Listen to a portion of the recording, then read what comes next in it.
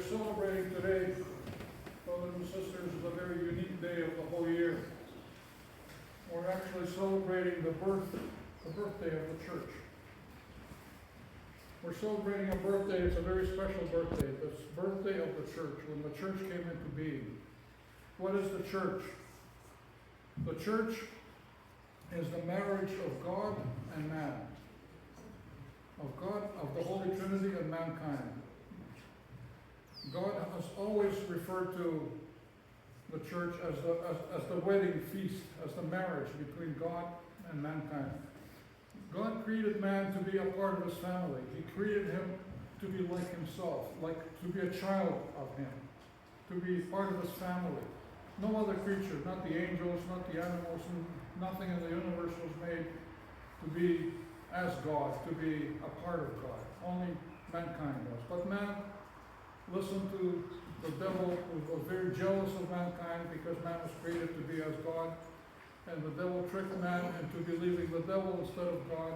And so man turned his back on God and followed the devil instead, and fell into a fallen state that the world is in now. And Christ promised that he would come and save man from this fallen state, the state of death, of corruption, of evil, of bondage to the devil. And God did that. He came and he was crucified, and he destroyed evil by letting it do its worst, and yet it could not destroy him. And so evil did its best to destroy him. It did the worst thing it could imagine to do to him, and yet it did not succeed. He resurrected on the third day. And then he told his disciples to wait for the Spirit, the Holy Spirit, to come down, that will remind them of everything that Christ ever taught them, and more, and lead them into the fullness of the truth. And so this fullness of the truth is what God gave us church.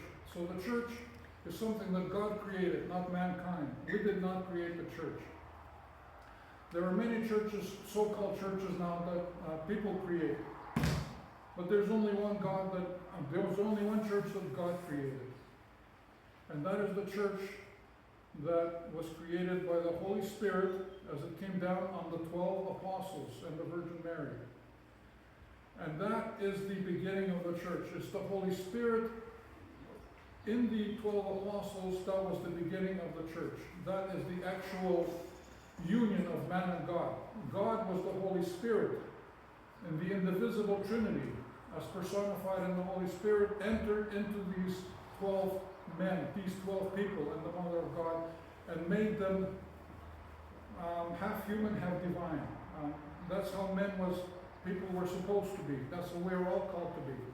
Many are called to the church. In other words, everyone is welcome. Everyone is called to the church. What Christ says, many are called, but few are chosen. Who are the chosen? The chosen are the ones that, when they hear the call, they respond to it. And they take it seriously, not superficially, but they take it deep down in their heart and make that a priority of their life. Because that's what it should be. It should be our priority. Everything else is silly almost, and is inconsequential. And God says, seek first the kingdom of heaven. In other words, union with God. Because the kingdom of heaven is in you when God, the Holy Spirit, is in you. That's when the kingdom of heaven is in you and you are united with God. This is your normal state. That's how God created us to be.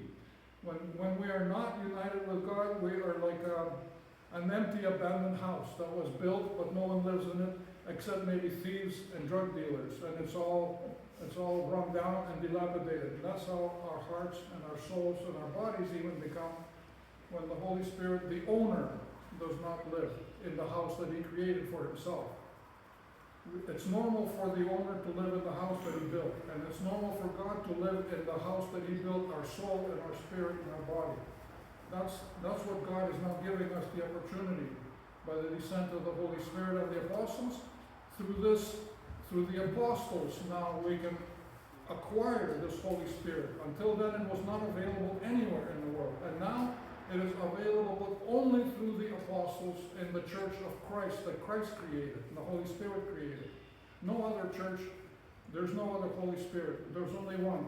There's only one God and one church and one Holy Spirit, and then that's why we call it the Apostolic Church.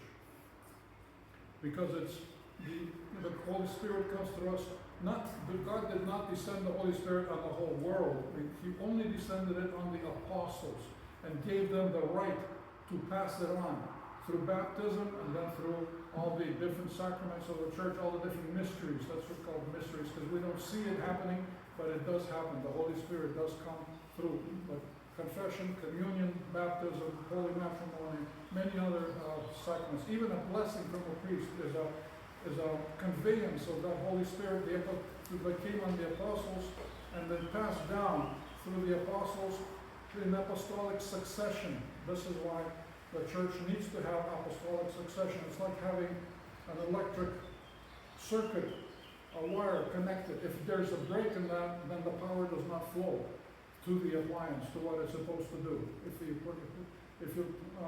plug in a light bulb and the cord is cut, and then it does not light. The power does not get to it. And the same with apostolic succession. It has to be continuous and unbroken from the Holy Spirit to pass through.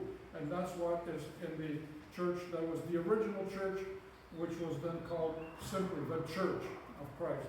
But now with so many different churches who are fallen away and have invented man-made teachings and dogmas and fallen away from the original apostolic church, now the original apostolic church is called the Orthodox Church, which means right believing, correctly believing. The original apostolic church is now called the Orthodox Church. It's the same church. Nothing has changed in it, and nothing will change, because what is we believe in it and what we practice was not made by us, but made by God through the Holy Spirit. And the Holy Spirit is what leads us into the full knowledge of the truth. And right now we're going to end the service, but we won't even give you the cross yet to kiss, because we're going to start soon. We're going to read the ninth hour, and then we're going to do the Vesper with it's a short service, but at the end of it, all throughout the short service, we'll be reading kneeling prayers. Everybody gets down on their knees, and if you can't, put your head down and bow before the Holy Spirit that came down on this day about 2,000 years ago on the apostles. And we will pray to the Holy Spirit that it enters into us and leads us through our life correctly. You listen to the words. One of them or two will be in Slavonic, the other one or two will be in English. So if you can't understand one language, then at least you'll get some of it in the other language. So stay, and we're going to start the Vesper very shortly. I need to consume the holy gift first while you're reading the ninth hour, and then right after that we'll start the vigil with the prayers to the Holy Spirit.